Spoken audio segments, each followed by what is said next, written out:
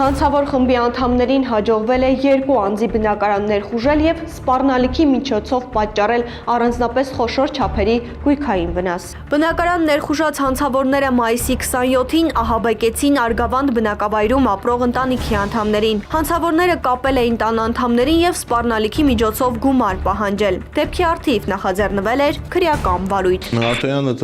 հաղորդում է տվել այն մասին, որ նույն օրը ժամը 00:30-ի սահմաններում տան բակից ձայներ է լսել, դուրս է եկել դուրս, քանի որ դուստրը եւ կինը տանը չեն եղել, մտածելով, որ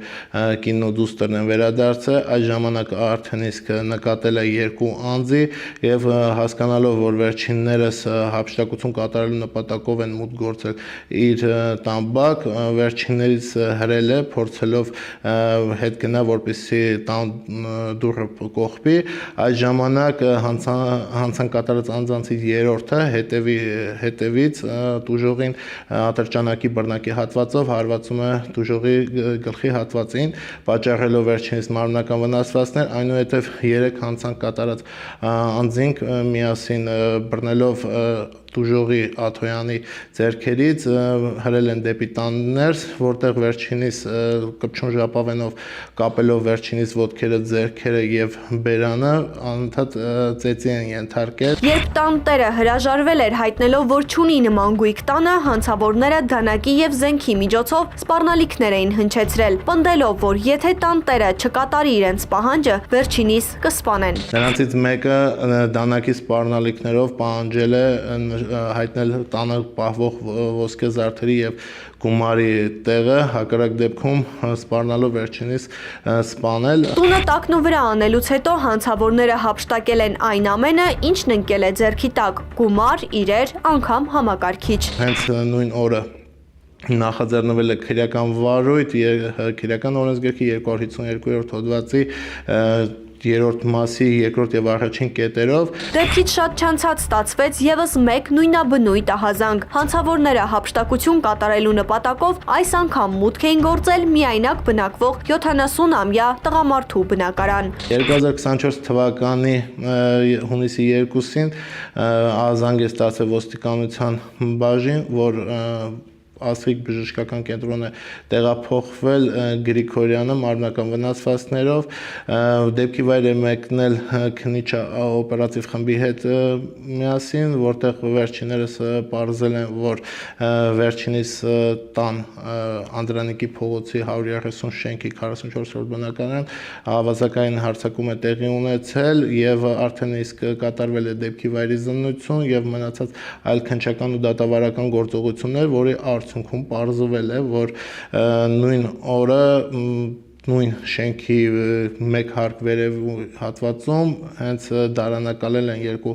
անձինք, ովքեր որ նախապես նույն շենքի այլ բնակչից, որը որ նույնպես հանցավոր համագործակցության անդամ է, վերջինիս կողմից ուղղորդման հետևանքով տեղեկացել են, որ Գրիգորյանը ունի վարձակալությամբ տրված տարածքներ, տանը միայնակ է բնակվում, տարեց տղամարդը 70 տարեկան եւ հնարավոր է տանը ունենա հավաքած գումար եւ այդ պատճառով արդեն հանցավոր համագործակցության խմբի 2 անդամներ դարանակալել են 3-րդ հարկում եւ սպասել են մինչեւ Գրիգորյանը կգա իր տուն, քանի որ հենց ուղղորդողը արդեն իսկ նախապես վերջիններից տեղեկացրել է, որ Գրիգորյանը գտնվում է դրսում։ Տան տիրոջն այս անգամ լրացնելու համար հանցավորները արդեն փորձված մեթոդ են կիրառել, հարվածել են տուժողի գլխին։ Հարվածում են Գրիգորյանի գլխի հատվածին եւ կրկին ներս հրելով Գրիգորյանին հենց իր տուն, վերջինիս գցելով գետնին, կրկին կպչուն ժապավենով կապում են ոտքերը, ձեռքերը եւ բերանը եւ կրկին պահանջում, որպեսզի վերջինս տրամադրի իրենց իր տանը ունեցած ոսկեզարդերը եւ գումարը։ Մերժում ստանալուց հետո հանցավորը հանցան կատարած անձինքը ծեծի են ենթարկում տուժողին եւ այնուհետեւ տան տան փնտրտուքներից հետո հայտնաբերում են վերջինիս 2 միլիոն դրամ ննջասենյակից եւ վերջինիս գրպանում եղած մոտ 100,000 դրամը եւ դիմում են փախուստի։ Ձեռնարկված քննչական եւ դատավարական գործողությունների արդյունքում պարզվում են հանցանք կատարած անձանց ինքնությունները։ Տեղում արգրավում է տեսանկարանող սարքերը եւ որոնց միջոցով պարզվում է, որ երկու նշված անձինք հանդիսանում են Սուղյան եւ Աբդուլմաջիդ Կասիմովը, որոնք որ հենց նույն օրը երեկոյան հայտնաբերվում եւ ձերբակալվում են։ Կատարված քննչական եւ դատավարական գործողությունների արդյունքում պարզվում է հանցավոր համագործակցության մյուս անդամներին, որոնք որ նախկինում նույնպես մասնակցել են այլ հանցանքների կատարմանը, այդ թվում նաեւ քիչ առաջ մատնանշված հենց Արգավանդ բնակավայրի կենտրոնական փողոցի 7-րդ տան վրա կատարված ավազակային հարձակման դեպքով։ Կատարվել են մի շարք վարույթային եւ ապացուցողական գործողություններ։ Հայտնաբերվել են նաեւ այն ավտոմեքենան, որով ենթադրյալ հանցանք կատարած անձինք դիմել են փախուստի։ Իրականացվել է տեսանկարանող սարքերի տեսագրություն դեպքի օրվա տեսագրությունների զննություն, որտեղ որ հանցավոր համագործակցության անդամներից երկուսը ճանաչել են հանցանք կատարող անձանց, դրանց վերաբերյալ ցուցմունքներ են տվել, ինչպես նաեւ հայտնաբերվել է այն ավտոմեքենա, որով որ վերջիններս Անդրանիկի փողոցից դիմել են փախուստի, նշված ավտոմեքենայի վարորդը նույնպես հայտնաբերվել է։ Նախաքննության ընթացքում բավարար ապացույցների համակցությամբ հիմնավորվել է վերջինս առնչակցությունը հանցավոր համագործակցությանը եւ հանցանքի կատարմանը, վերջինս նույնպես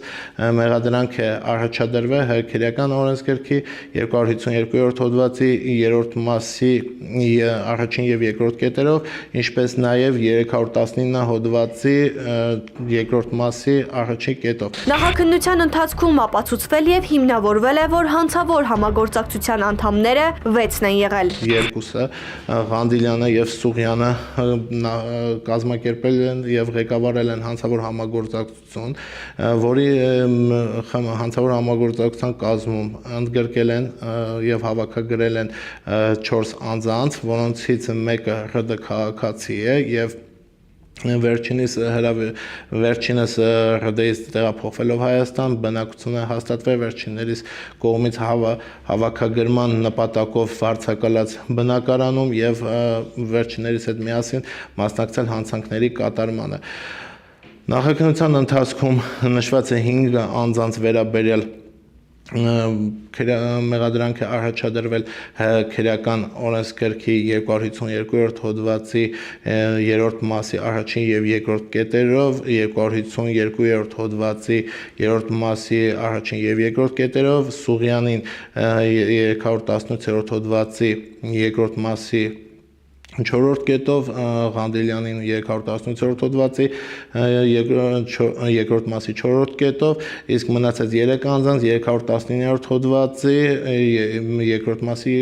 առաջի կետով, այսինքն նշված 2 անձանց մեղադրանք է առաջադրվել հանցավոր համագործակցություն ստեղծելու, ղեկավարելու համար, իսկ մնացած 3 անձանց արդեն հանցավոր համագործակցությանը մասնակցելու եւ արդեն իսկ կատարված 2 դրվագ ավազակային հարձակումների համար հանցավոր համագործակցության խմբի կազմում կատարված առողջությանը վնաս պատճառելով եւ զենքի գործադրմամբ։ Մեկ անձի նկատմամբ նույնպես նույն հոդվածներով քրեական հետապնդում է հարուցվել, նրա նկատմամբ որպես խափանման միջոց է ընտրվել կալանավորումը եւ հայտարարվել հետախուզում, քանի որ վերջինս գտնվում է ՀՀ սահմաններից դուրս։ 4 անձանց մասով խափանման միջոց է կիրառվել կալանավորումը։ Նրանցից մեկը գտնվում է տնային կալանքի տակ։